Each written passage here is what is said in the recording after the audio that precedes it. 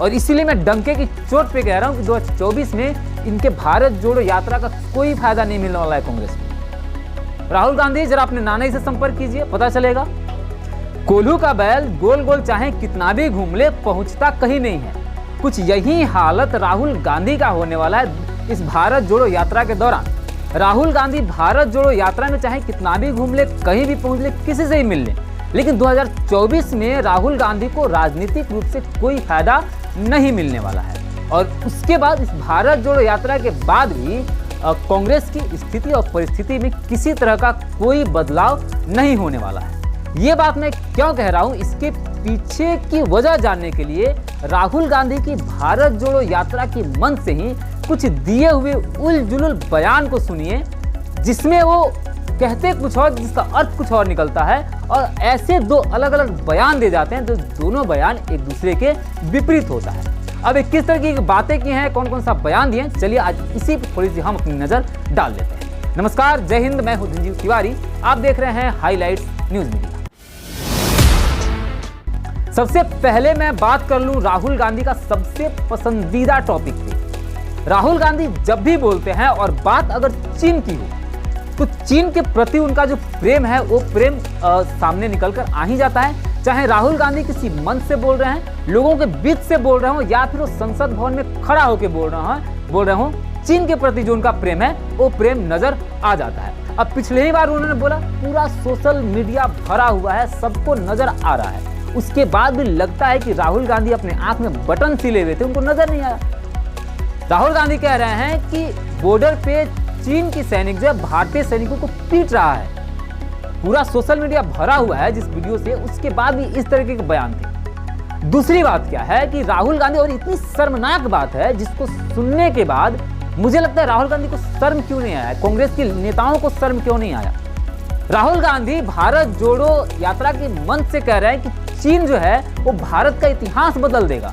वाह, चीन के प्रति इतना प्रेम है तो जाहिर ही कर दो भाई, मतलब चीन की सेना भारत का इतिहास बदल देगा। क्या हमदर्दी और गर्व महसूस करे चीन के लिए राहुल गांधी। ठीक है, मान लेते हैं कि चीन का सेना भारत का इतिहास बदल देगा, लेकिन अधूरा बोलने की क्या जरूरत है। बोल देते ना 1962 में चीन भारत का इतिहास बदल चुका है, अभी फिर से बदल देगा, संतुष्टि हो जाती हमें भी, जैसे आपको संतुष्टि हो रही, दिल को खुशी मिल रही है। राहुल गांधी ये बात बोलने से पहले भूल गए कि 1962 में भारत का 35,000 किलोमीटर स्क्वायर जो है वो दे दिया गया चीन को। किसने दिया? राहुल गांधी जरा अपने नाना से संपर्क कीजिए, पता चलेगा। कभी भी राहुल गांधी जब बात करते हैं चीन की और बताते हैं कि चीन हमको पीट रहा है, चीन हमारा जमीनें छीन रहा है, 1962 की बात नहीं करते हैं। कर लीजिए एक बार 1962 की बात। और सबसे जो हंसी वाली बात है इनकी, एक अलग बयान की मैं बात कर रहा हूं, राहुल गांधी बोलने से पहले नहीं सुनते हैं, मतलब इस पे हर कोई राहुल गांधी पे हंसेगा। जो अभी के वर्तमान के हमारे विदेश मंत्री हैं यानी कि एस जयशंकर साहब, ये राहुल गांधी उनको सजेशन दे रहे हैं कि हमारे विदेश मंत्री को अपनी सोच और गहरी करने की जरूरत है। अच्छा, मतलब मैं तो ढूंढ रहा था भाई मुझे कॉपीराइट फ्री वीडियो मिल जाए, मिला नहीं, मैं लेके आता, थोड़ा सा एंटरटेनमेंट आप लोग भी कर लेते। राहुल गांधी को लगता है कि एस जयशंकर साहब को अपनी सोच को और गहरी करने की जरूरत है, ये सजेशन राहुल गांधी दे रहे हैं। यानी कि एक ऐसी शख्सियत जो 8 से 10 देशों में रहकर भारत का प्रतिनिधित्व कर चुका है, विदेश मामलों का एक अच्छा जानकार है, और अभी के टाइम में हमारी विदेश नीति को एक बेहतर लेवल तक लेकर गया है, उसको ये सजेशन दे रहे हैं जिनको बुढ़ापे में भी अभी तक बोलने का ढंग नहीं आया। देखिए, कुछ लोग भारत में ऐसे हैं जिनका प्रतिद्वंदी भी उनका लोहा मानता है और प्रतिद्वंदी भी उनका बुराई करने से पहले 100 बार सोचता है। उसमें से एक शख्सियत है अभी एस जयशंकर साहब, तो अभी सोच लीजिए। इसके बाद चलिए और कुछ मुद्दे हैं और इनकी कुछ बयानबाजियां हैं जिस पे बात करते हैं। अभी तो पूरा हंसी का माहौल था सोशल मीडिया पे, जिस पर ठंड वाली बात पे वो बोल रहे थे।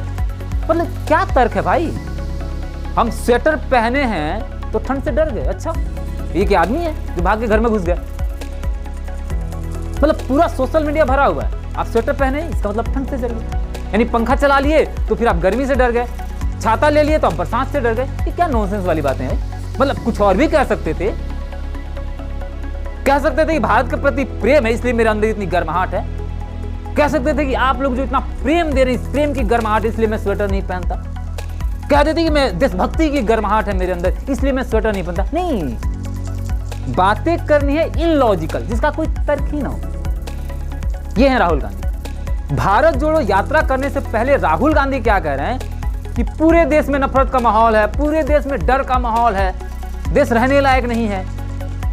और भारत जोड़ो यात्रा करते करते फिर बीच में एक बार बयान देते हैं कि मैं पूरा देश घूम के आया हूं, मुझे कहीं नफरत नहीं दिख रहा। अच्छा, तो भाई जब नफरत है ही नहीं तो कर क्या रहे हैं? मतलब राहुल गांधी को अगर याद नहीं रहता कि कब कौन सा बयान देते हैं तो कम से कम एक डायरी में लिख लिया करें, और अगली बार बोलने से पहले वो पलट के देख ले भाई पिछली बार क्या बोला था। भारत जोड़ो यात्रा करने निकले हैं और भारत जोड़ो यात्रा करते करते क्या कहते हैं, पूरा देश एक है, पूरा भारत एक है। जब पूरा भारत एक है ही तो अब जोड़ क्या रहे हैं भाई? जाइए घर में बैठे, ठंड का माहौल है। तो ये है नमूने राहुल गांधी, और इसीलिए मैं डंके की चोट पे कह रहा हूं कि 2024 में इनके भारत जोड़ो यात्रा का कोई फायदा नहीं मिलने वाला है कांग्रेस को। बाकी आप चैनल को सब्सक्राइब कर लेंगे, मुझे आपका पूरा भरोसा है। चलिए मिलते हैं अगली वीडियो में।